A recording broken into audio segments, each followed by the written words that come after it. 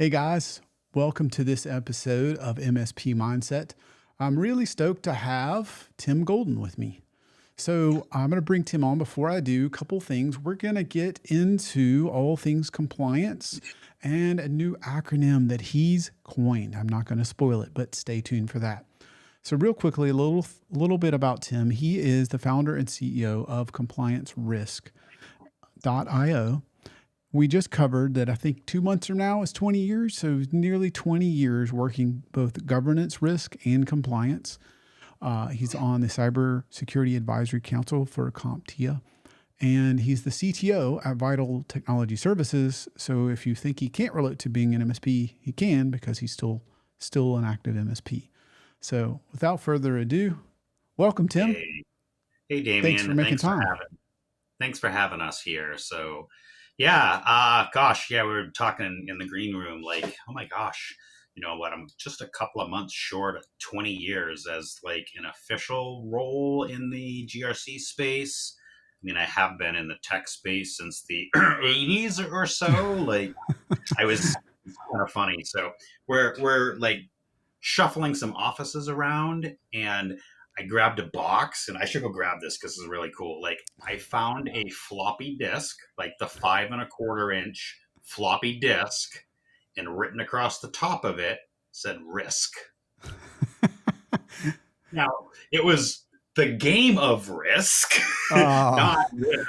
But yeah, right. way back in the early '80s, I did some dabbling and some coding back then, and writing some programs and some games, and yeah, it was kind of fun. But I'm like, wow, 20, maybe even 30 years at this point. Gosh, I'm old. That's funny. So So yeah, you seem to be one of the few folks that has a different take on this. So, and because I have a lot of questions. I want to talk about it. sure. For some background, guys. Tim's the one who I've been calling and saying, "What do you do with this? Well, what pick the acronym? CMMC, NIST, FedRAMP, et cetera, et cetera.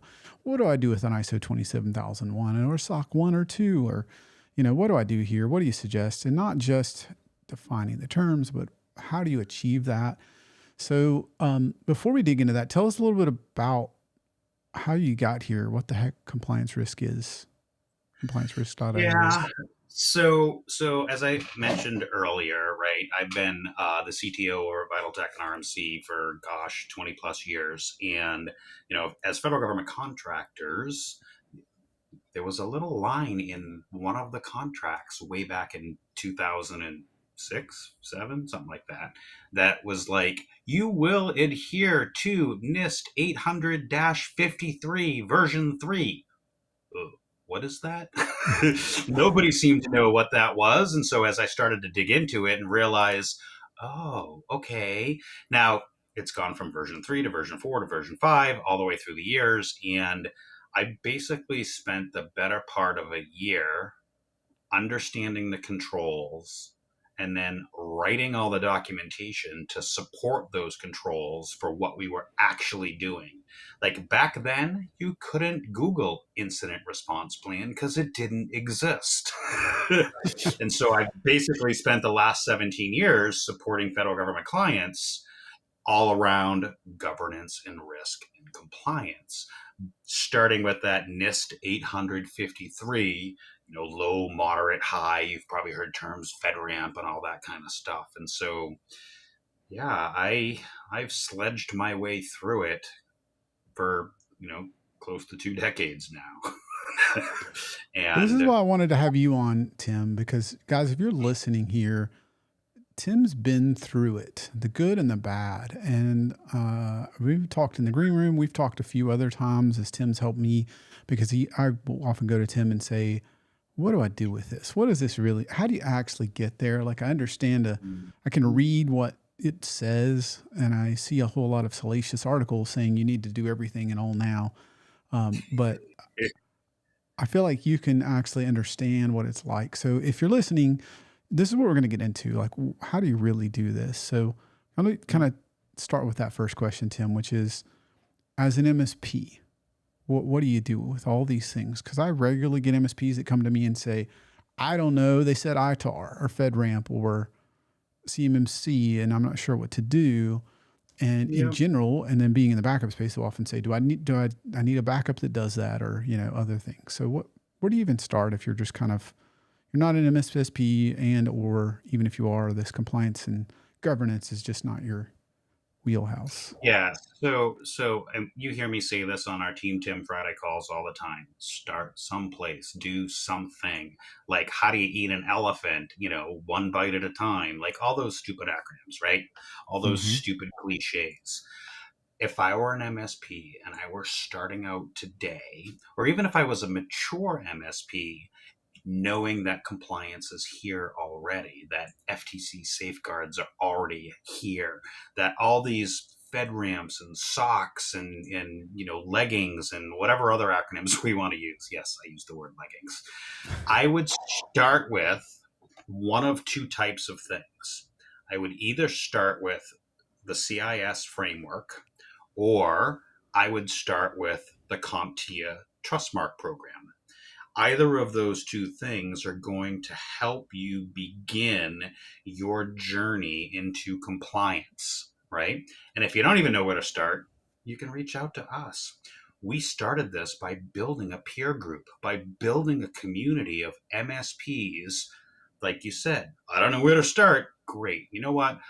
Come learn from us. Come take my 20 years of sledging through it and let me help teach the next generation of MSPs so I don't have to do it anymore.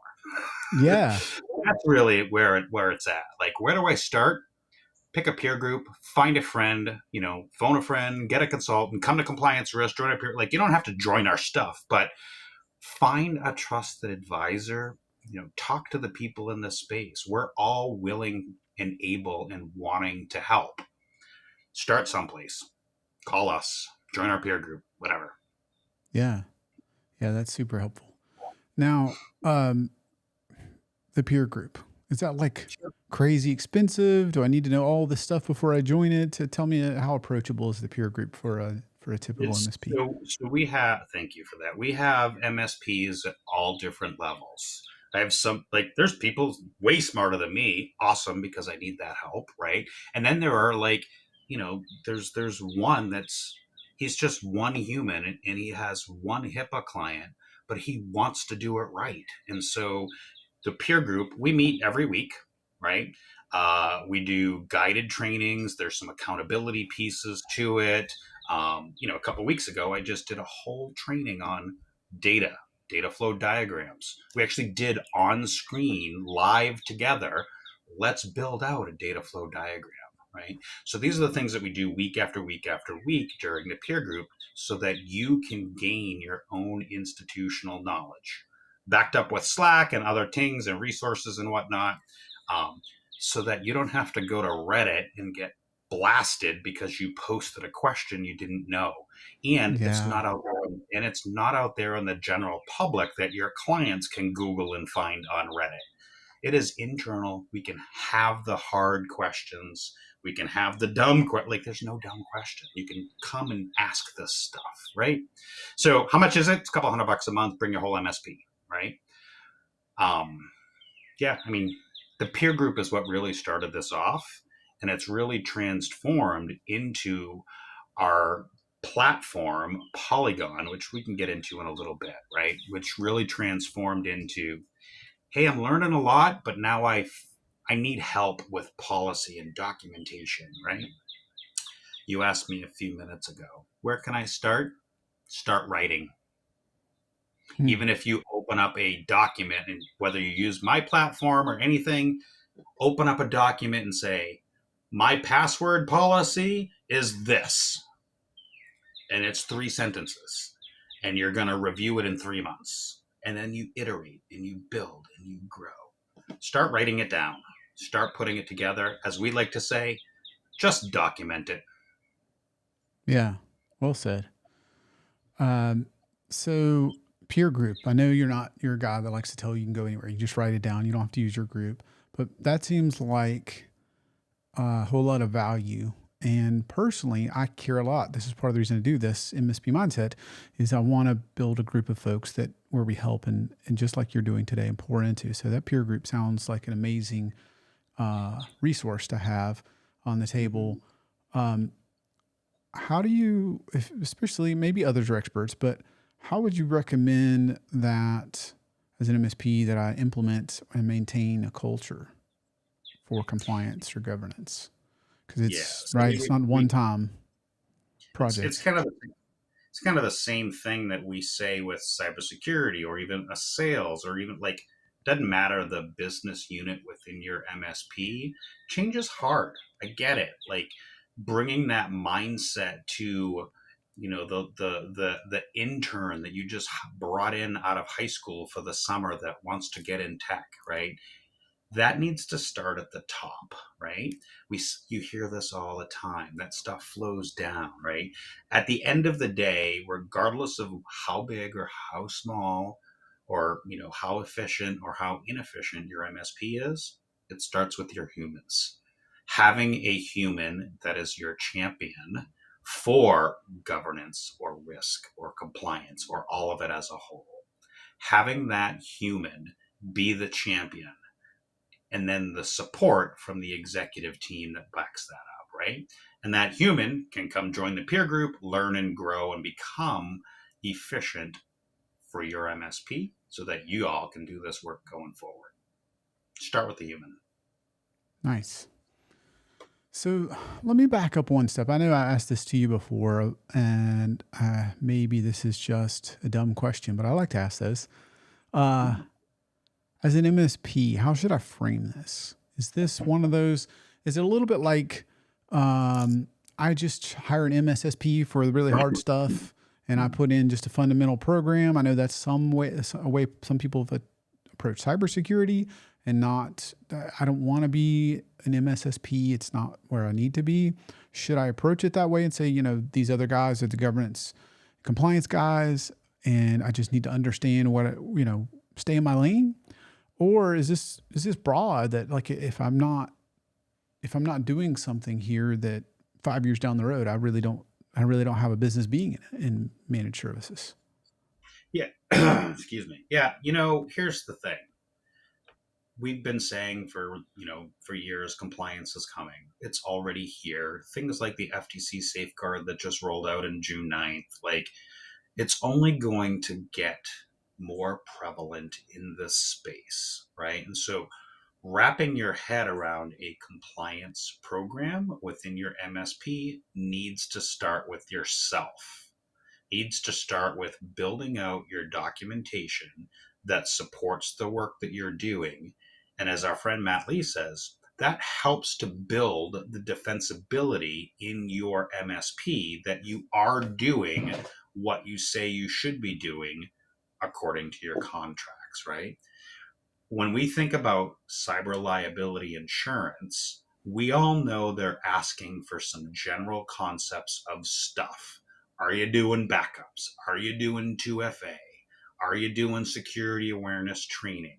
Next gen AV, like there's 5 or 6 common things that all of the cyber insurance companies are asking. And you know what? You need to have the policies and procedures to back that up.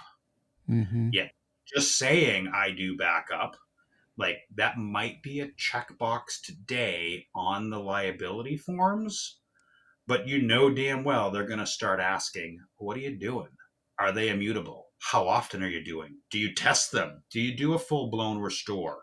Right? Liability insurance is starting to dictate this stuff. Yeah, there's government regulations all over the place. We know that.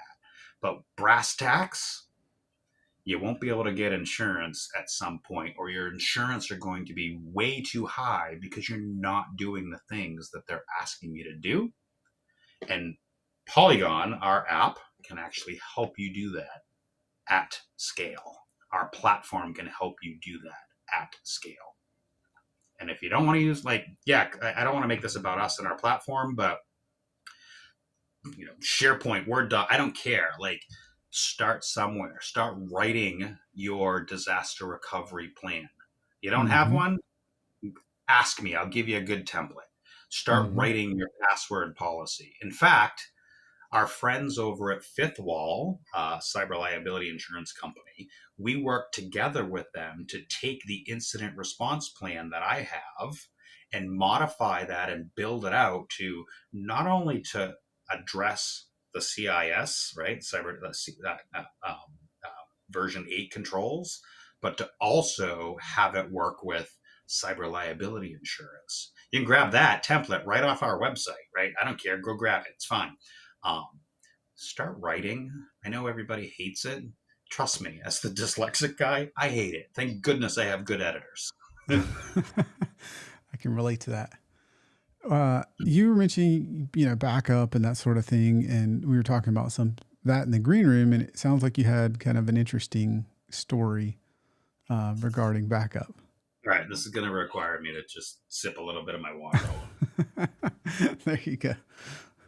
So you asked me, all right, I'm just going to sit back, relax, get comfortable. You asked me, do I have a backup disaster story? The answer is, yeah, don't we all? Right. So for those of you that don't know, and it probably doesn't matter, like my birthday is the 5th of July, which usually means the 4th of July. We have a big celebration, rolls my birthday in, fireworks, whole nine yards. I love it. I love bringing the family and the neighborhood and the friends together to light off fireworks and have fun. My in laws have a place on a lake, so it makes it really convenient to be able to safely do fireworks, not just for the 4th, but for my birthday. Something I've always loved to do.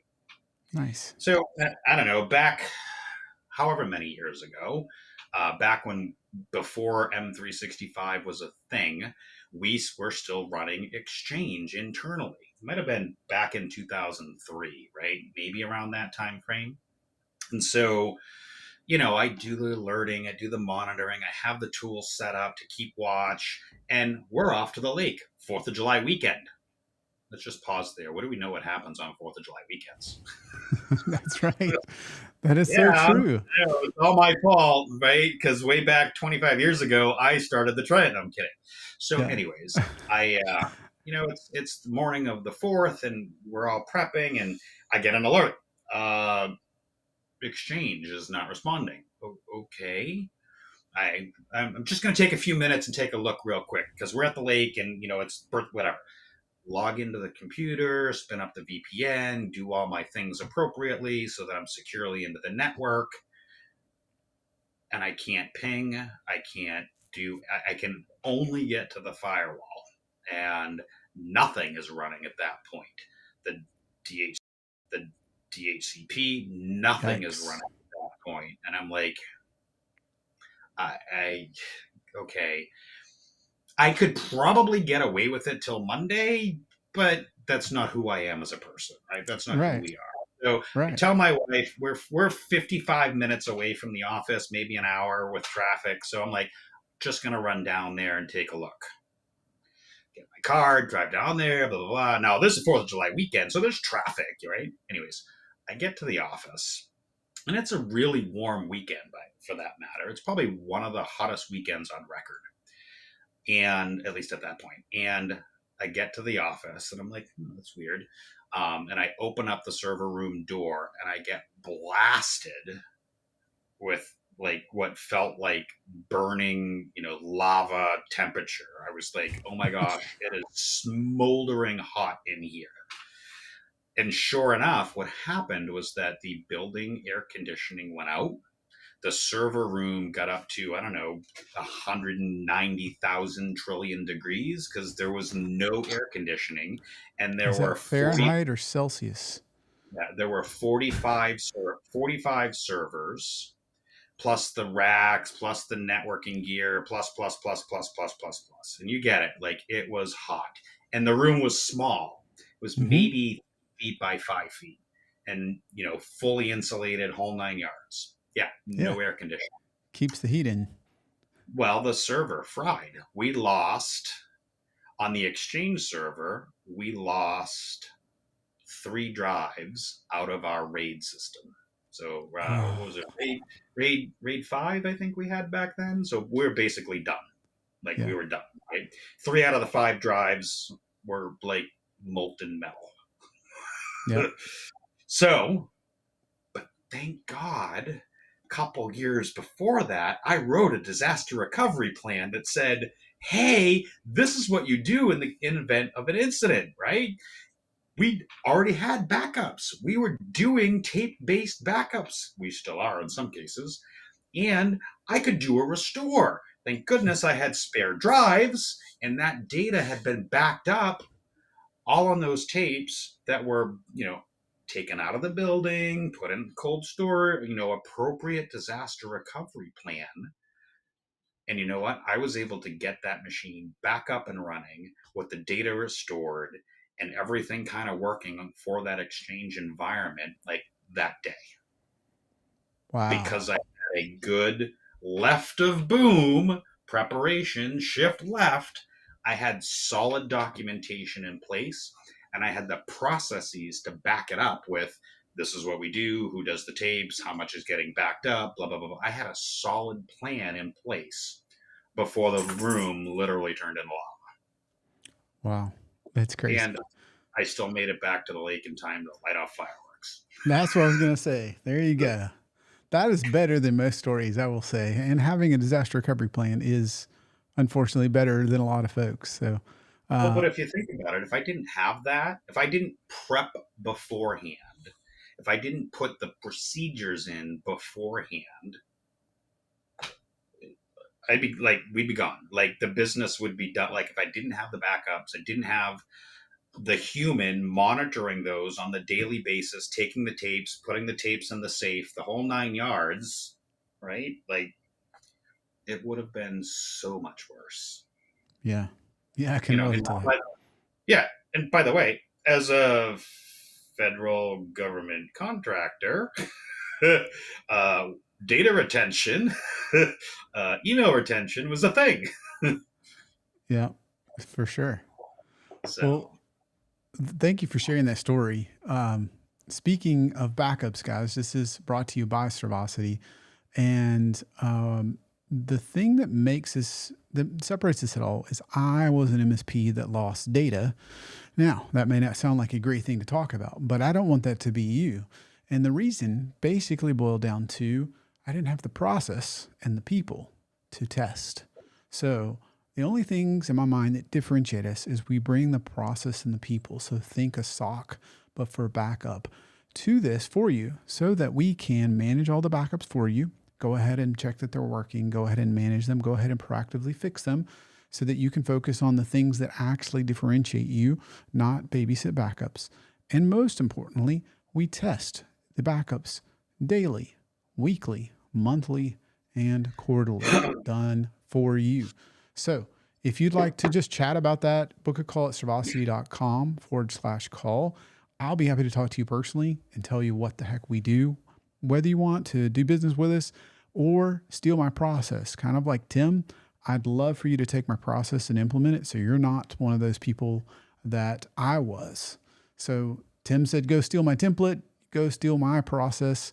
Either way, if you do something, you take Tim's disaster recovery plan, you take our process that we built over the last 18 years and seen so many data losses, you won't regret that. So anyway, take us up on one of those. that's awesome, Damien. See, that's what I love about this community is the fact that, we're all willing to give and share and help. And yeah, I mean, we will need to make money along the way and put food on our table and so on and so. But that's what I love about this community is that, we're willing and wanting to help each other out, right? At least I am. I can't speak for everybody. I can see that you are as well, right? And that's Yeah. important, right? There's so many other industries in the world that's like so cutthroat and like it's just not a normal thing. MSPs are a little, they're a little cut from a different cloth, and I love that about this community. So I do too. And I feel like as industry, if we learn from each other, if we learn from the mistakes that I made or the mistakes that you made or the MSP that got Buffalo attacked or whatever it is, if we can learn collectively, then we're all stronger. We're all better off. And the clients are better off. And I think that's what's one of the areas, one of the reasons I used to love being an MSP and I love working with MSPs on a daily basis is there's plenty of business and we can all get better And whether that's in compliance or security, governance, process for backup and DR, whatever the process is, process for governance, process for sales, like we were talking about earlier in the green room. If you don't have Yeah. that, And um, that's just it. My life goal is to take the crap in my brain and teach the next generation so I don't have to. yeah, well There's always said. that I little love caveat. I don't have to do it anymore. right, right. So speaking of that stuff out of your brain, maybe everybody in security gets this, but tell me about shifting your mind left. Yeah. So, we spend as MSPs, we're the techies, we're the ones and zeros, the bytes and bits, right? We spend a lot of time on that right of boom. And for those that don't know, right, left, middle, boom is the thing that happened. For me, it was when the server room melted because the AC. That was boom. Right of boom was putting it all back together. Left of boom, or shift left, is all that preparation work that I did to prepare us so that I could make it back to fireworks on time, right? Left of boom is all the not fun stuff, all that Mm-hmm. documentation, all that process and procedure, so that when boom does happen, we know what to do. We don't have to Mm-hmm. panic. I just have to pull out a document and be like, oh, yeah. Oh, you know what? I need to buy. Oh, here's who I call. Here's accounting. Here's my vendor list, right? Right.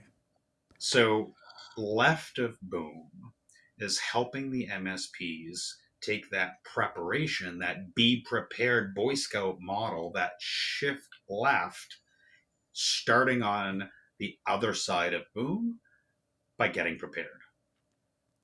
That's Nice. essentially what shift left is get prepared. Shift your mind left, shift your business left. And you know what? I guarantee you're probably doing some of this already.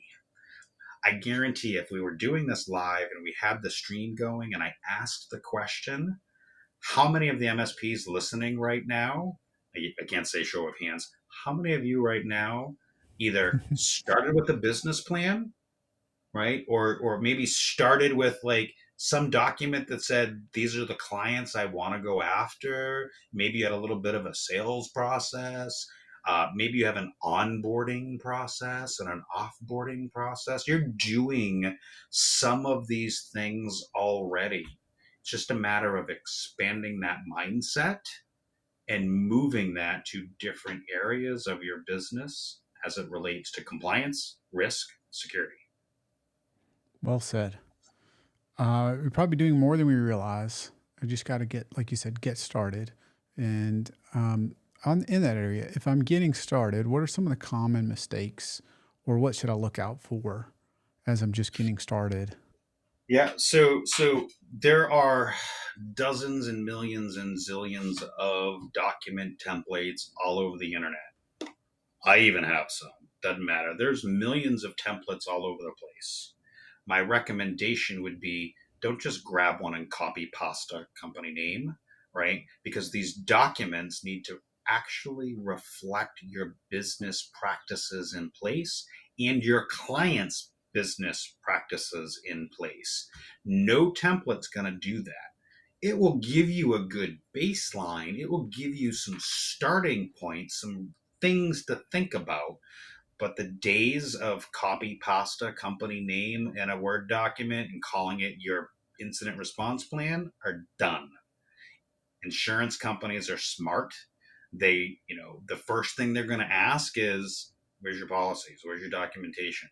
Show me what you're doing and prove to me that you've been doing it. Mm-hmm. I grabbed this off of the Sands Institute and oh, in the middle, I missed company name a couple times. No, like not going to fly anymore. That days of checkbox stuff is done. So, as an MSP, I would say spend some time writing out what exists, not just some template you found off the interwebs. That being said, our templates are a little different. And I say that because our documentation's been proven across the industry with external auditors, and we write them in a way that basically explains what needs to go in this box. If you're like, I don't know, we'll pick incident response. We'll pick password maybe because that's easy for people to like following the NIST guidance. The NIST guidance says this. When you're doing your password management stuff, make sure that these are the things that you have in place. If you don't, strip this piece out of the document. There's decision points in our templates. There's guidance in our templates. There's my 20 plus years of fumbling away. And by the way, failing my way. I didn't pass every audit and I'm still not passing every audit, right? There's this little thing called action and milestone, right? We're still adjusting day after day, week after week, month after month, right?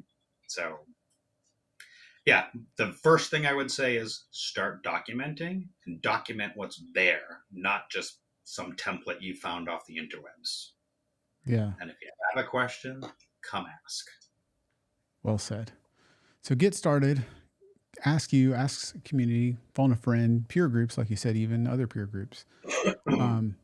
What, as an MSP, how should I approach this in terms of, I think some people saw cybersecurity as, for example, and I just use that as a comparison, they saw it as a great way to make a ton of money if they're the early adopter and that sort of thing. And others saw it as, I need to not be behind this curve. I need to, I don't know if I'm going to become an MSSP, but I need to have the appropriate stack. I need to understand what's going on.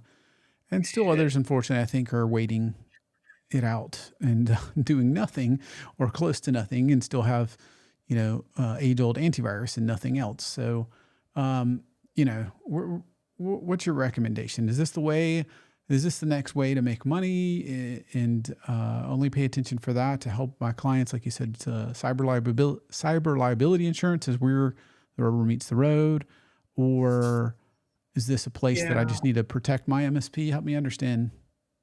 So there's a lot of different thoughts, a lot of different threads here, right? So I would say from protecting my MSP, having the documentation, having the governance, having the system in place that is what I'm doing.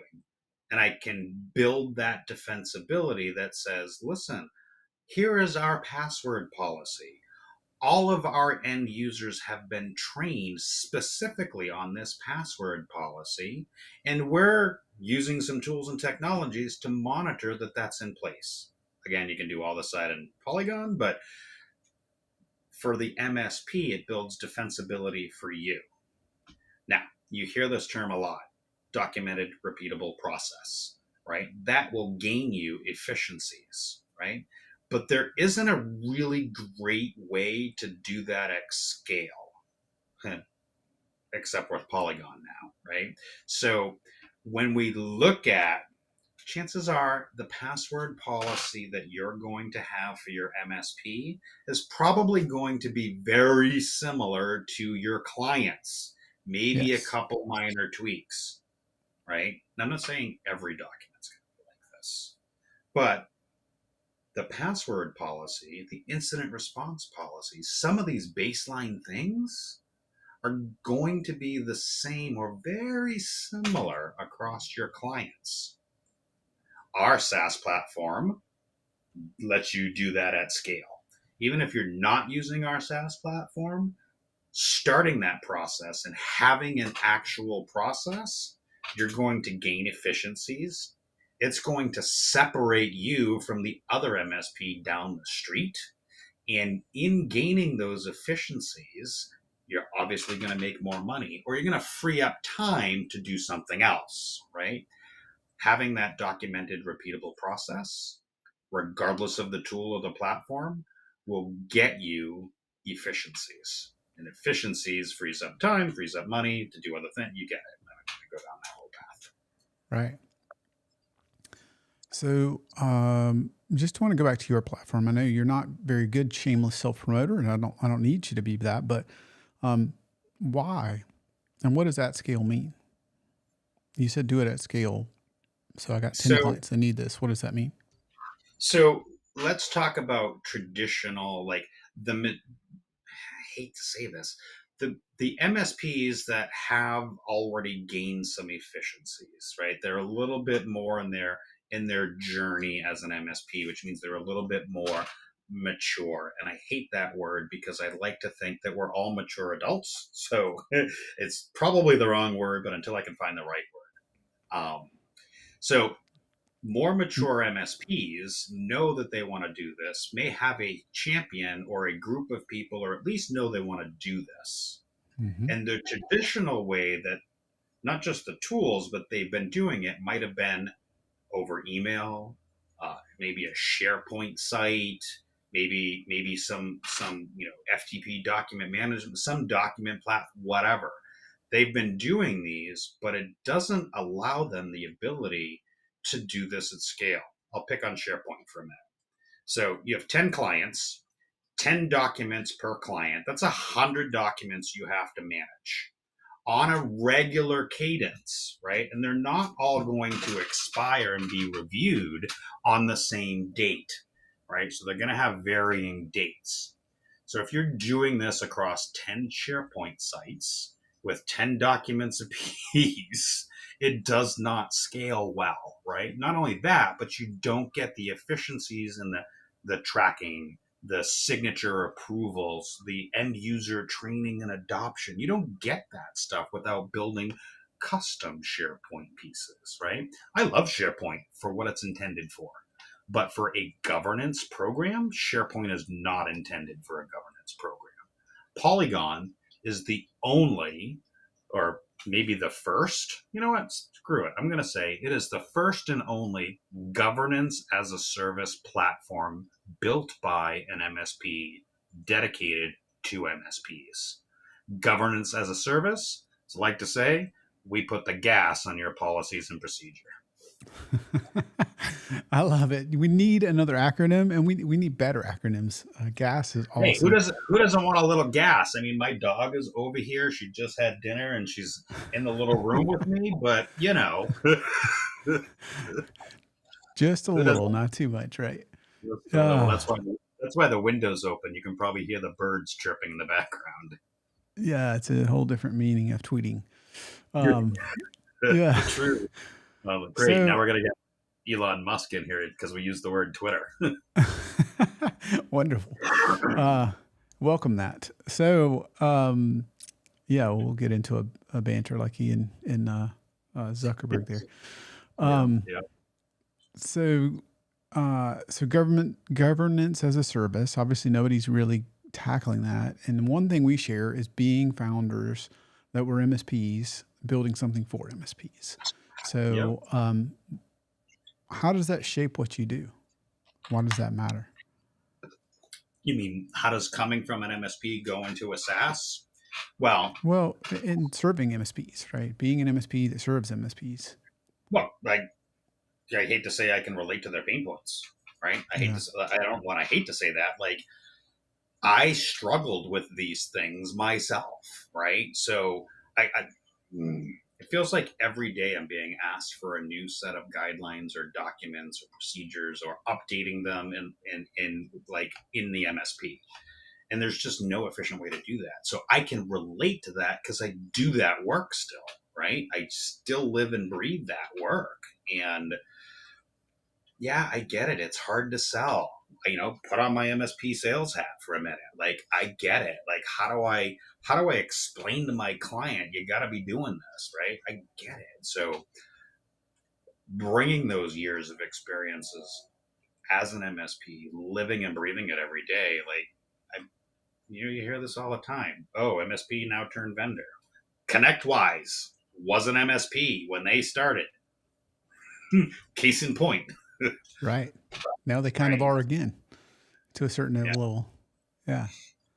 So I've lived it. I'm still living it. I'm probably going to live it for another 20 decades. Who knows? Right. Well, that's what I love is you're an MSP struggling with the same things, and for some reason crazy enough to be obsessed about compliance. Uh, so, and I say that in a way that seems odd to me, but also in a way that's delightful because I can relate to being obsessed about testing and process. related to backups. And most people find testing process or backups, and especially the combination, incredibly boring. It's not sexy. Yeah. Not the ones That's and zeros. It's not sexy. I get it. You know what? Polygon makes documentation more sexy because we got the gas. the marketing writes itself here. Oh, yes. No, I it love is. that. It is. It's not sexy. You know what?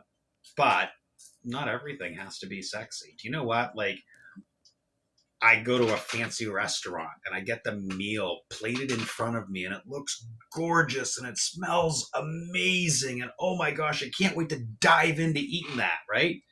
Hmm. Except somebody's got to do those dishes. Yep. Doing dishes is not sexy. No, Somebody needs to clean that bathroom at some point. that's right. Oh, That's wait, right. is that another gas reference? Right. Yeah. So these are the things you've got to do. And I don't know, drawing what you're saying, Tim, it feels like the things you don't want to do in a lot of cases. Do the dishes, clean the bathroom, do compliance, deal with backups. But you've got to do them. And in some cases, this may not be your differentiator. This may not be what you're the best at, either as a firm or as an individual, right? So get some help. Um, so it sounds like a lot of areas, right? It sounds like they could get help from lots of places, lots of peer groups. They could get help from you as an individual. They could get help Yeah. from Polygon. They could get help from your peer group. Yeah. So, what's the as an MSP, like how do I get started with this? And what I mean by that is you kind of cover that, but let me get a little more specific. I'm struggling Sure. with all these alphabet soups coming through, and ITAR, FedRAMP, CMMC, NIST, 853, 800, 171, whatever it is. Where do I even go? How do I know to say, no, don't do that. No, don't do that. How do I pick a lane? How do I know which one to start with? Is there an order? Do I say no to everything? And then all of a sudden one day I completed 100 documents and just everything. So a couple of different points, right? What do I do for my MSP and what do I do for my clients, right? So there's two parts of that. What am I going to do to get my own house in order, to get my MSP together? I'm going to go to CompTIA.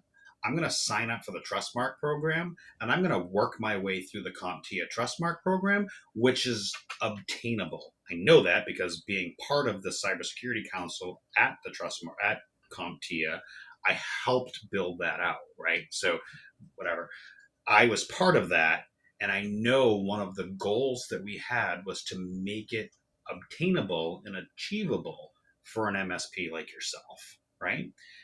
Yeah, there's stuff you got to do. Yeah, you need to be making sure 2FA and all this fun stuff, but get my own house in order. Number one, right Right. there is no thing today. Well, maybe there is, but there's nothing that says in the United States an MSP has to be certified like an electrician, like a plumber, like a doctor. Like that's just wrong, by the way. That's all. However, CompTIA's Trustmark can move you in that direction. That's for me as an MSP. My clients, that's the other side of the coin. Mm-hmm. What industry are they in? What legal and regulatory requirements are they legally bound to? Legally bound, right? So there's law and there's stuff in place, like call it the fintech, right? The financial industry, right? CPAs. There's laws in place that they can't maintain doing business if they're not doing things, right? In fact, I think I read a couple not too long ago. New York instituted cybersecurity awareness training mandatory for all lawyers. All right, do you have a security awareness training policy, procedure, and platform? If you're a lawyer in in New York, you need to be doing that because it's part of their law now. So, as an MSP, CompTIA Trustmark, CompTIA's cybersecurity Trustmark. I need to make sure I'm using the right words. And then for my clients, what legal and regulatory pieces are they bound to? not what's coming. Like we talk about CMMC, what's coming. Like CMMC 171, DFARS clients, open up your contract with your client, review it, and do a DFARS review. The actual contractual legal obligations of that contract, and that's where you start. Nice.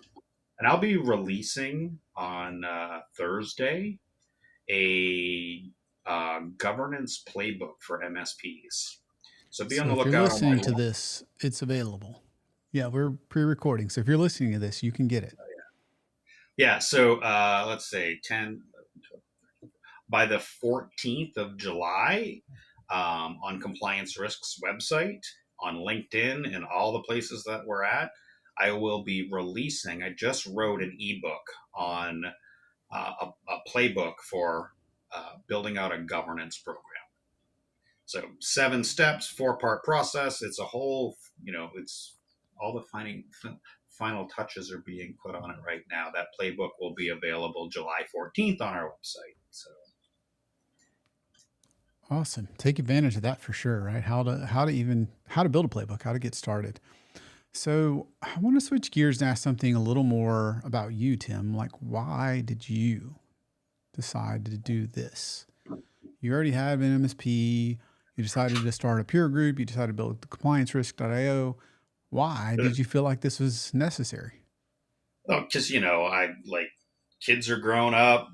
My last one just got married 3 weeks ago. Like, empty nest besides my wife and the dog. I don't know, because I got nothing better to do at 6 o'clock on a Monday night but to sit here and talk with you. No, I'm kidding. The reality is that I kind of always had that desire to give back, right? To help the community, right? To like, and this just isn't my first sort of adventure. I mean, I had a photography studio for years, sold that off. I was about to build a distillery and, kind of go down that path and whole brewery, distillery, brew pub, all 9 yards. But I've kind of always had that, like, what's the next thing? Right? Okay, I've mastered this to the best of my ability. What's the next thing? And that's just kind of who I've been as a person pretty much all my life. Um, it's funny. I was this just dawned on me. Like, I had a car stereo and alarm business back in like the mid 90s, right? I was building out car stereos that cost more than the actual cars themselves. We I can actually had relate to that. LCD screens in the headrests of the cars. I mean, this is like mid 90s, right? Yeah. Now like they're all over the place, but I was building that stuff way back then, like learning all about which frequencies, megahertz, what end of the scale, how to build a subwoofer box to get the best bang. Actually building the subwoofer boxes myself. I learned all of that I could. Won a couple of those stupid King of the Hill competitions and was like, great. Moved on to the next thing, and moved on to the next thing, and moved. So why am I doing this? Yeah. Because I don't think I could ever stop doing the next thing by learning everything that I can and then giving that knowledge back. Awesome. So what made you decide to do this instead of a distillery or something else that sounds fun? Oh, the distillery was kind of been my life dream forever. Nice. But with a bum ticker, yeah, alcohol and a bum ticker don't work too well together. So I kind of rather be around from my family, and there's probably not enough defibrillators in the distillery. So yeah, it was a health life choice. Like, so I chose to give up, and it's funny because all right, I'll get a little personal. So. Um, I started one of the largest online communities for beer here in New England. I was part of one of the original probably 100 people or whatever. I think it's over 6 or 7 thousand people now. I don't want to say I started that or I founded it. I was part of it and helped build it out and was an administrator there and all that fun stuff. But alcohol takes a toll on your body, right? Not that I Right. was, guzzling kegs a day, but I recognized like this is not physically healthy, and it was better off in the long run to. It was easy enough for me to give up alcohol and say, great, like what is my next dream? So why this over the distillery? I physically couldn't do the distillery. Well said. Otherwise, otherwise I wouldn't even be here because 8 years ago I'd have been off in that direction. Yeah. Yeah. Yeah.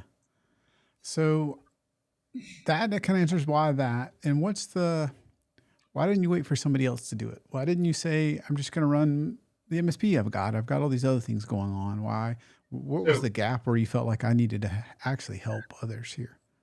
yeah, as somebody that uses a bunch of the GRC tools in the space that pays for them, I'm not going to name them because that's not who I am, but I use them. I pay for these tools. I am part of them in other areas of the business. The behemoth tools, the multi-million dollar tools, I use them and have for years. And when they say they're a GRC tool, none of them actually govern. None of them actually have a process of governing in place, right? The attestations, the signatures, the adoption, the assessments, all of that. They have pieces of it, don't get me wrong. They have pieces of it. They're catching on. But I saw that and was like, they're all doing it wrong and it's hard. And as a software developer myself for 30 plus years, I had written something. I wrote a GRC back on NIST 853 when it was version 3 in 2007. I Wow. still run that. I still run that to today. However, it's one framework and one client, multi-tenant, blah blah blah. So, anyways, and I still run that. Right? We still use that because I hate Excel, and if I have to do something more than twice, I'm scripting it. And Mm-hmm. so when I was part of the peer group and I was showing them how I manage controls and how I manage documents in my, you know, single client, single tenant desktop web application that I built that only sits on my desktop so nobody can get to it. And it's only running when I start the server, blah, blah, blah, blah, blah. Like when I was showing that to the members of the peer group, they were all like, hey, can I have a copy? I got my own secure server. Can you give me the code? And I was like, maybe that. And a good friend of mine, Alex, playing over at ScalePad slash Lifecycle Insights, and another good friend or colleagues, I guess I should use the word appropriately. All of these colleagues were like, dude, you should SaaSify this. You should take this and SaaSify it and give it to MSPs. You know, I had lots of great vendors and great mentors in the space that said, you need to take this and you need to bring it in front of the MSPs because they need to use this. Oh, oh, oh, okay. And then fast forward, here we are. We're part of the ConnectWise Pitch It competition, which is like the Shark Tank version, but for ConnectWise and vendors. So we're part of that. Like, it's been a wild ride, when Alex and Wes and Matt and a bunch of other people, Marnie, and I could rattle off, a dozen people, then I'm probably forgetting a dozen more that was like, MSPs need to have this. You need to go do this. Okay. So, that's, I saw this. I saw the gap. I had already been filling the gap for myself. Side note, we've been building web based applications for the federal government for 17 years. So we know a thing or two about building a web app that can eventually become FedRAMP, right? That can eventually get ATO'd or third party assessed. So I have that 17 years of knowledge of building these applications in a federal environment. I just took all that knowledge, all that coding, all that work, all that stuff, and it was like, okay, let's build this thing for MSPs to be That's able a to really bring cool. governance as a service at scale. Governance as a service at scale. That's a really cool. I didn't know the origin story, and I appreciate you sharing that.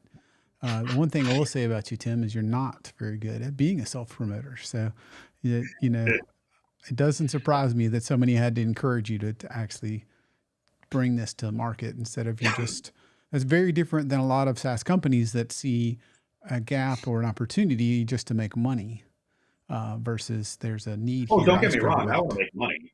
That my Yeah. plan is to make money, and at some point down the road, like, listen, we're gonna have grandbabies soon. Our first one is due in December. My Awesome. wife wants my wife wants to hang out with grandbabies. That's Hmm. awesome. Let me be the fun guy for an hour when they're not crying, and I'm just gonna go build the next best thing. But yeah, I want to be in a position so that I can give the life to our children and our grandchildren that, quite frankly, I didn't have. Without getting into too much gory details, like, I lived in my car, like, whatever. I'm not going to get into all that backstory, but I want to be able to give the life to my family. I don't need decades of generational $100 billion worth of wealth. What I do need is to support my family in the manner in which we want to live, and we don't live lavishly. Right. You know, That's so awesome. yeah. No, my point isn't that you shouldn't make money. You clearly should. It's just that it seems like it started from genuine knowledge, not just here's a market, let's sell some stuff. It seems like it started, your intentions are whole in terms of, I want to help its market. I have knowledge and I've already built something. Let me share this. And obviously, if you share it, build the market, then you'll be rewarded for it. And I think that you're very deserving of that. So that's a Thank you. cool origin story. Kevin And Costner, if you build it, they will come. Okay. I'm building it. My there you field of go. dreams, Polygon. There you go. I love that. Well, I know that you've been generous enough to give me your time on this. This has been really cool, Tim. So, you've mentioned your peer group. Tell us more about how to get connected to it, how to get connected to you, w- Sure. and find out you and compliance risk. How to, if you're listening, how to tell the listeners how to get a hold of you. Sure. So let me just make a point of clarification. So the peer group and Polygon kind of go hand in hand, right? I don't know where to start. Great. Join the peer group. It's going to eventually lead you into Polygon because you're going to realize you're going to need this work. Or you're an MSP and you're doing this work. Polygon is going to help you with that, and you're going to realize you want more peers. It's going to lead you back to the peer group. So they kind of go hand in hand, right? How do you find us? Listen, I'm all over the internet, right? You can find us at compliancerisk.io. You can find me on LinkedIn /in/ Timothy Golden. You can find us on YouTube, Facebook, Instagram. I deleted TikTok. That was a waste. Yeah, we're all over the place. So probably the best way to get a hold of us for a demo is to book a demo on the site. If you have questions about the peer group, fill out the contact form. You'll get myself or any one of our customer service representatives, that client success managers, whatever. Like, you want to talk to me directly, shoot me a message on LinkedIn and I'll find some time. Yeah, I can vouch for that. Tim has been very helpful to me personally and to so many others. You mentioned a number of folks that encourage you. I'm sure you've been helpful to them. So take advantage of Tim's knowledge one way or the other. Your peer group, personally, their services. Make sure that you're able to take advantage of the gaps. I know it was personally helpful to me. This has been awesome, Tim. Thank you for your time today. From the bottom of my heart, I appreciate the time just to talk about this topic with you today. How about it? And Yeah, Damien. Thank you. let's talk soon. Yeah, thanks so much for having me. And you know what? As we say, just document Just document. There you go. it. It's Well, our new guys, slogan. if you enjoyed this show and want to stay in the loop for future episodes and guests, just go to mspmindset.com/news. And if you want to learn more about Servosity, can give you a peaceful night's sleep and fewer support tickets, then go to servosity.com/call and have a conversation with me. Still a process, dig a little deeper, whatever you'd like to do. We are live every 2 weeks. Come back and join us here in 2 weeks. We are on all the socials, all the podcast networks. Have an awesome day, and I'll see you in 2 weeks.